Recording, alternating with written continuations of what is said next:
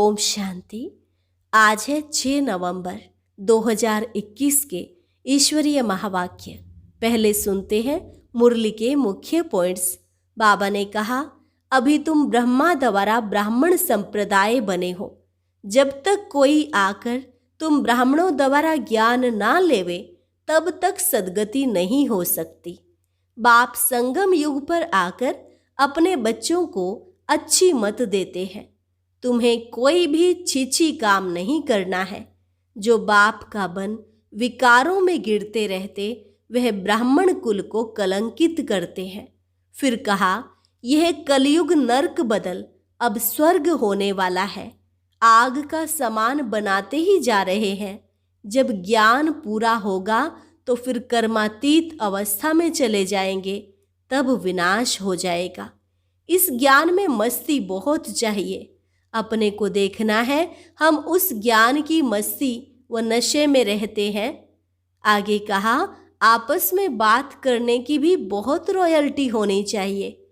यहाँ ही तुम्हें सब कुछ सीखना है, फिर बाद में वही संस्कार ले जाएंगे। अति मीठा बनना है। सदा याद रहना चाहिए, हम शिव बाबा की संतान बने हैं, फिर सतयुग में महाराजा बनेंगे। तो एक दो में कितना प्यार से बोलना चाहिए। तुम बच्चों को वाणी का मंथन करना है। तुम्हारे मुख से सदा ज्ञान रत्न ही निकलने चाहिए। और लास्ट में बाबा ने कहा, जितना समय तुम याद में रहेंगे उतना खुशी का पारा चढ़ेगा। बाप है ज्ञान का सागर, वह तुम्हारे ऊपर ज्ञान की वर्षा कर रहे हैं। 7 रोज रचता और रचना का ज्ञान सुन लिया तो फिर 5 विकारों को भस्म करने का पुरुषार्थ करना है। और अब सुनते हैं महावाक्यों को विस्तार से। मुरली का सार। मीठे बच्चे, संगम युग पर तुम्हें बाप द्वारा अच्छी बुद्धि और श्रेष्ठ मत मिलती है, जिससे तुम ब्राह्मण से देवता बन जाते हो। प्रश्न, तुम बच्चे किस मस्ती में रहो तो चलन बड़ी रोयल हो जाएगी। उत्तर, तुम्हें ज्ञान की मस्ती चढ़ी रहनी चाहिए। ओहो, हम भगवान के सम्मुख बैठे हैं। हम यहाँ से जाएंगे, जाकर विश्व का मालिक क्राउन प्रिंस बनेंगे। जब ऐसी मस्ती रहे तो चलन स्वतः रोयल हो जाएगी। मुख से बहुत मीठे बोल निकलेंगे। आपस में बहुत प्यार रहेगा।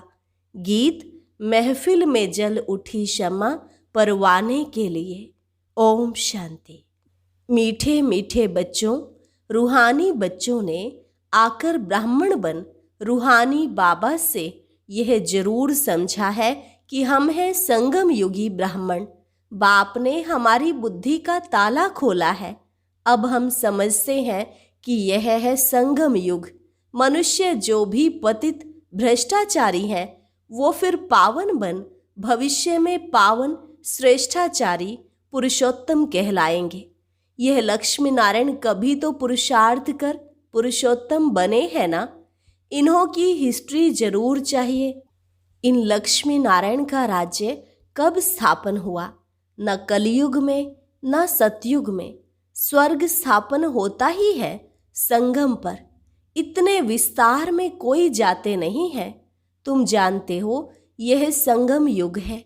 कलयुग के बाद सतयुगी नई दुनिया होती है, तो जरूर संगम युग भी होगा। फिर नई दुनिया में नया राज्य होगा। बुद्धि चलनी चाहिए। तुम जानते हो बाप द्वारा हमको अच्छी बुद्धि और श्रीमत मिल रही है। कहते हैं, हे ईश्वर, इनको सदैव सुमत अथवा अच्छी मत दो। वह सारी दुनिया का बाप है, सबको अच्छी मत देने वाला है। संगम युग पर आकर अपने बच्चों को अच्छी मत देते हैं, जिसको पांडव संप्रदाय और दैवी संप्रदाय शास्त्रों में लिखा हुआ है। ब्राह्मण संप्रदाय और दैवी संप्रदाय को भी कोई समझ नहीं सकते। ब्रह्मा द्वारा ही ब्राह्मण संप्रदाय बन सकते हैं। परमपिता परमात्मा ही ब्रह्मा द्वारा यह रचना रचते हैं। प्रजापिता है, तब तो इतने सब ब्रह्मा कुमार और ब्रह्मा कुमारियां हैं। जब तक कोई आकर तुम ब्राह्मणों द्वारा ज्ञान ना लेवे तब तक सद्गति कैसे हो सकती। तुम्हारे पास बहुत आएंगे, सन्यासी भी आएंगे और धर्म वाले भी आएंगे बाप से वर्षा लेने। स्वर्ग में उनका पार्ट नहीं है, परंतु संदेश सबको देना है कि बाप आया है। इस समय हिंदू कहलाने वाले कोई भी देवी देवता धर्म को जानते ही नहीं। वह जो पहले सतो प्रधान थे वह फिर तमो में आने कारण अपने को देवी देवता कहला नहीं सकते। तुम बच्चे जानते हो रावण का राज्य भी यहाँ होता है और परमपिता परमात्मा जिसको राम भी कहते हैं उनका जन्म भी यहाँ ही होता है। गाते भी हैं पतित पावन सीताराम, परंतु पतित किसने बनाया, रावण कौन है, क्यों पतित पावन बाप को बुलाते हैं, यह किसको भी पता नहीं है। यह कोई समझते नहीं कि हमारे में जो 5 विकार हैं वही रावण है।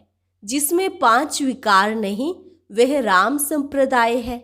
अभी राम राज्य नहीं है, इसलिए सब चाहते हैं कि नई दुनिया, नया पवित्र राज्य चाहिए। राम कहा जाता है शिव बाबा को, परंतु उन्होंने परमात्मा राम को समझ लिया है, इसलिए शिव बाबा को भुला दिया है। तुम समझ सकते हो कि राम राज्य किसको कहा जाता है। शास्त्रों में लिख दिया है कि राम की सीता चुराई गई। यह हो सकता है क्या कि राजा की रानी को कोई चुरा ले जाए। शास्त्र भी ढेर हैं। मुख्य शास्त्र है गीता। शास्त्रों में लिखा है कि ब्रह्मा द्वारा ब्राह्मण, देवता, क्षत्रिय धर्म की स्थापना करते हैं, तो प्रजापिता भी यहाँ ही चाहिए। ब्रह्मा को इतने ढेर बच्चे हैं तो यह है मुख्य वंशावली। इतने कुख वंशावली हो न सके। जबकि सरस्वती भी मुख्य वंशावली है तो ब्रह्मा की स्त्री हो नहीं सकती। अब बाप कहते हैं ब्रह्मा मुख द्वारा तुम ब्राह्मण बनते हो, मेरे बच्चे बनते हो।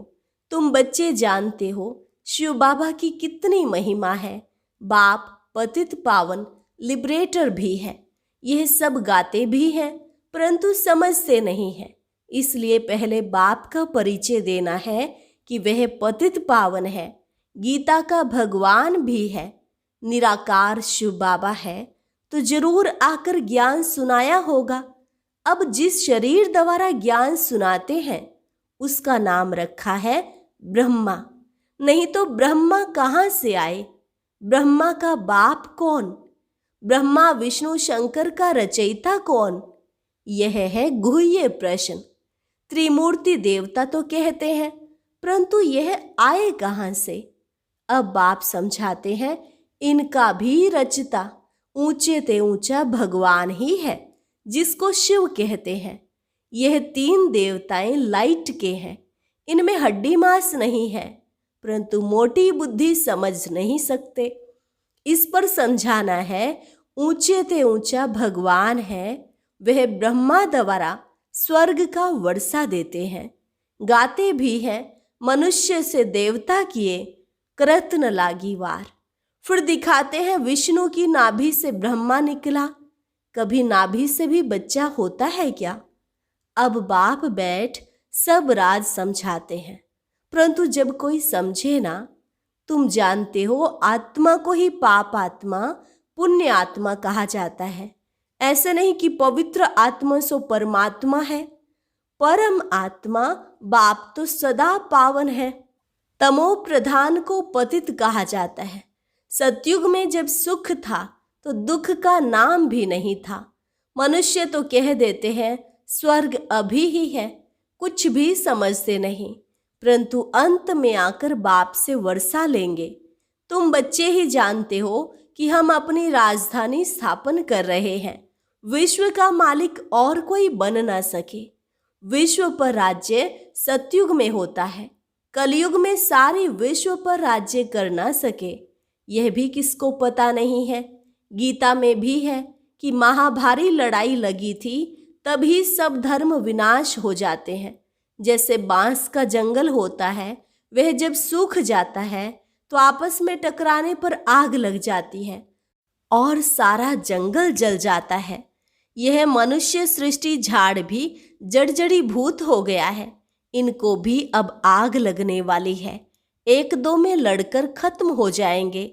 आग का सामान बनाते ही रहते हैं। अब एटॉमिक बॉम्ब्स द्वारा आग लगनी है। यह राज वह नहीं जानते। अब कलयुग नर्क बदल स्वर्ग होने वाला है। इस ज्ञान में मस्ती बहुत चाहिए। अपने को देखना है कि हम उस मस्ती व नशे में रहते हैं। हम परमात्मा की संतान हैं। उनसे स्वर्ग का वर्षा पा रहे हैं। आपस में बात करने की रॉयल्टी चाहिए। यहाँ से सब कुछ सीखना है। बाद में वही संस्कार ले जाएंगे। अति मीठा बनना है। बड़ा नशा रहना चाहिए। शिव बाबा के हम बच्चे हैं, देवता पद पाने वाले हैं, तो एक दो में कितना प्यार से बोलना चाहिए। परंतु बच्चों के मुख से अर्जुन फूल नहीं निकलते हैं। तुम कितने उच्च हो। तुमको यह याद रहे कि हम शिव बाबा की संतान हैं। फिर सतयुग में महाराजा बनेंगे। गोया हम विश्व के क्राउन प्रिंस बनेंगे। तुम बच्चों को आंतरिक खुशी होनी चाहिए कि हम परमात्मा के सम्मुख बैठे हैं, जिससे स्वर्ग का वर्षा मिलता है। उनकी श्रीमत पर चलना है। तुम जानते हो हमारी राजधानी स्थापन हो रही है। राजधानी में सब चाहिए, परंतु तुम बच्चों के मुख से सदैव रत्न निकलने चाहिए। बाबा रूप भी है तो बसंत भी है। कहानियां सब अभी की हैं। बाप है ज्ञान का सागर। वह ज्ञान की वर्षा करते हैं। बाकी वह इंद्र देवता बरसात बरसाते हैं, ऐसी बात है नहीं। यह बादल नेचुरल बनते हैं, बरसात करते हैं। सतयुग में यह 5 तत्व भी तुम्हारे गुलाम बन जाते हैं। और यहाँ मनुष्य सबके गुलाम बन पड़े हैं। यहाँ हर बात में मेहनत करनी पड़ती है। वहाँ सब बात स्वतः हो जाती है। तो बच्चों को बाबा की याद सदा रहनी चाहिए। इससे खुशी का पारा सदा चढ़ा रहेगा। वो लोग साइंस वाले भी मंथन करते हैं। तुम बच्चों को वाणी का मंथन करना है। वाणी का प्रवाह कभी कभी बहुत अच्छा रहता है, कभी कम। इनको कहा जाता है मंथन करना। बच्चे बाप की अवस्था को देख रहे हैं और बाबा अपना अनुभव सुनाते हैं। तो कब बहुत उछल का प्रवाह रहता है, कभी कम, कभी बहुत अच्छी पॉइंट्स निकलती हैं। बाबा भी मददगार बन जाते हैं। यह तुम भी फील करते हो। बाबा तो कभी मुरली हाथ में नहीं उठाते हैं। बच्चे मैगजीन लिखते हैं तो बाबा कभी कभी देखते हैं कि बच्चे कभी गफलत तो नहीं करते हैं। मैगजीन में अच्छी अच्छी मुरली की पॉइंट्स आती हैं और सब तरफ जाती रहती हैं। कोई की तरफ मुरली नहीं जाती है तो बाबा कहते हैं रचता और रचना का ज्ञान 7 रोज में समझ लिया है ना, बाकी क्या चाहिए। बाकी 5 विकारों को भस्म करने का पुरुषार्थ करना है और तो कोई तकलीफ है नहीं। तुम बच्चे कोई के भी सत्संग में जा सकते हो। सेवा करने का भी उमंग आना चाहिए। जब सब धर्म वाले इकट्ठे होते हैं तो समझाना चाहिए कि हर एक का धर्म अलग अलग है। भाई भाई कहते हैं परंतु मिलकर एक नहीं हो सकते। यह सिर्फ कहने की बात है। बाप कहते हैं मैं आकर ब्राह्मण बनाए फिर देवी देवता धर्म स्थापन करता हूँ। वहाँ दूसरा कोई धर्म रहता नहीं है। यह वही महाभारत लड़ाई है। गीता में भी इसका वर्णन किया हुआ है। यह एक ही पढ़ाई है, पढ़ाने वाला भी एक ही है। ज्ञान जब पूरा होगा तो बाप कहते हैं मैं भी चला जाऊंगा। मुझे कलयुग के अंत में ज्ञान सुनाना है। मुझे कल्प कल्प आना है। 1 सेकंड भी कम जास्ती नहीं होगा। जब ज्ञान पूरा हो फिर कर्मातीत अवस्था में चले जाएंगे तो विनाश भी हो जाएगा। दिन प्रतिदिन तुम्हारी सर्विस बढ़ती जाएगी।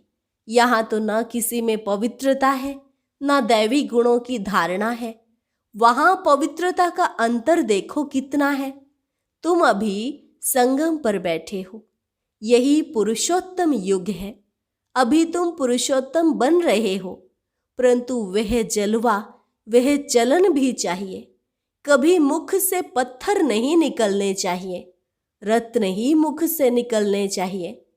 अभी तुम देवता समान गुलगुल बन रहे हो। गॉड आकर गॉड गॉडेस बनाते हैं। देवताओं को ही भगवान भगवती कहते हैं, परंतु ऐसा बनाते कौन है यह कोई नहीं जानते।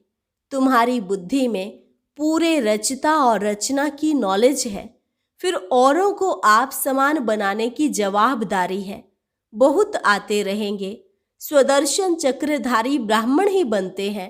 माया के तूफान भी बच्चों को ही आते हैं। कहाँ तूफान आने से हड्डी हड्डी टूट जाती है। चलते चलते कोई डिससर्विस भी करते हैं। बाप कहते हैं कोई भी छीछी काम नहीं करो। तुम मुख वंशावली ब्राह्मण हो, वह है कुख वंशावली। कितना फर्क है। वह जिस्मानी यात्रा पर ले जाते हैं, तुम्हारी है रूहानी यात्रा। तुम बेहद के बाप से वर्षा ले रहे हो। यह भी किसमें अक्ल नहीं है जो समझे कि वह भी ब्राह्मण, हम भी ब्राह्मण, परंतु सच्चा ब्राह्मण कौन है? वह ब्राह्मण अपने को ब्रह्मा कुमार नहीं कहला सकते। तुम अपने को ब्रह्मा कुमार कहलाते हो तो जरूर ब्रह्मा भी होगा, परंतु उनकी बुद्धि में यह बातें आती नहीं है जो पूछे। बाबा कल्प कल्प तुम बच्चों को आकर यह बातें समझाते हैं कि तुम ब्रह्मा की औलाद, ब्राह्मण सब भाई बहन ठहरे, फिर वह विकार में कैसे जा सकते? अगर कोई जाते हैं तो ब्राह्मण कुल को कलंकित करते हैं। अपने को ब्रह्मा कुमार कुमारी कहलाकर फिर पतित हो नहीं सकते। अच्छा, मीठे मीठे सिकिलधे बच्चों प्रति मात पिता बाप दादा का याद प्यार और गुड मॉर्निंग। रूहानी बाप की रूहानी बच्चों को नमस्ते। रूहानी बच्चों की रूहानी बाप दादा को नमस्ते नमस्ते, गुड मॉर्निंग। धारणा के लिए मुख्य सार। पहली पॉइंट, वाणी से जो सुनते हैं उस पर मंथन करना है। पुरुषोत्तम बन रहे हैं, इसलिए चलन बहुत रॉयल बनानी है। मुख से कभी पत्थर नहीं निकालने हैं। दूसरी पॉइंट, बहुतों को आप समान बनाने की जवाबदारी समझ सर्विस पर तत्पर रहना है। कोई भी छीछी गंदा काम करके डिससर्विस नहीं करनी है। वरदान, एक रस स्थिति द्वारा अतीन्द्रिय सुख की अनुभूति करने वाले सर्व आकर्षणों से मुक्त भव। एक रस स्थिति द्वारा अतीन्द्रिय सुख की अनुभूति करने वाले सर्व आकर्षणों से मुक्त भव। जब इंद्रियों की आकर्षण और संबंधों की आकर्षण से मुक्त बनो, तब अतीन्द्रिय सुख की अनुभूति कर सकेंगे। कोई भी कर्मेंद्रिय के वश होने से जो भिन्न भिन्न आकर्षण होते हैं, वह अतीन्द्रिय सुख व हर्ष दिलाने में बंधन डालते हैं। लेकिन जब बुद्धि सर्व आकर्षणों से मुक्त हो, एक ठिकाने पर टिक जाती है, हलचल समाप्त हो जाती है, तब एक रस अवस्था बनने से अतीन्द्रिय सुख की अनुभूति होती है। स्लोगन, अपने बुद्धि की लाइन सदा क्लियर रखो तो एक दो के मन के भावों को जान लेंगे। अपने बुद्धि की लाइन सदा क्लियर रखो तो एक दो के मन के भावों को भी जान लेंगे। अच्छा, और अब यह एक बहुत अच्छी वीडियो भी जरूर देखें।